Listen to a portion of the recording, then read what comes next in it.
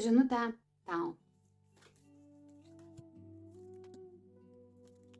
Tiems, kurie laukia savo stabilumo ir norėjo jausti savo gyvenimą kaip nugalėtojas, ši situacija eina pas jūs, ne taip greitai galbūt, kaip jūs norėtumėt, bet eina užtikrintai ir stabiliai. Jeigu žiūrėti Pentaklių riterį, jisai yra vienas iš lėčiausių riterių Taro kortų kaladėje ir jo žirgą galima prilyginti žemaitukui. Jisai eina užtikrintai, tvirtai, jisai nėra greitas. Kas laukia stabilumo, tai jį turės ir jausis nugalėtoju.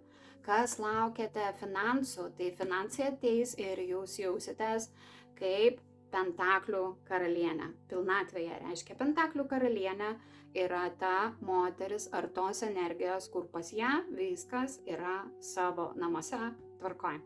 Kas trukdo tam ateiti greičiau?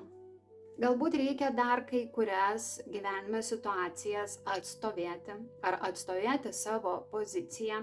Trukdo tam tikros išorinės aplinkybės, kur reikia šiuo metu dar kažką tai suturėti, dar kažkur negalite išjudėti pilnai, dar nuo kažko reikia susilaikyti, dar kažką tai reikia pataupyti, nes jūsų tikslas yra išeiti į 9 pentaklių, tai reiškia absoliučią savęs fizinę, materialinę pilnatvę. Tai kas apie tai svajojate ir to siekiate, tai turėkite omenyje, kad tai pas jūs ateina ir jausitės nugalėtoju.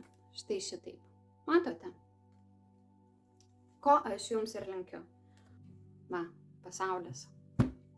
Kaladės dugne užkariausite pasaulį, jeigu taip trumpai metaforiškai. Tam tikros situacijos gyvenime užsibaigs, prasidės naujas ciklas. Tai kas norėjote išgirsti šią žinutę, tai žinutė yra jums, kad nugalėtojo pozicija jau jums yra rezervuota. Dar šiek tiek palaukite.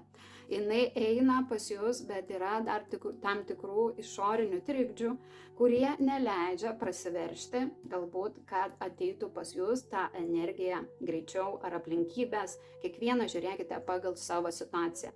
Tai yra bendro pobūdžio informacija.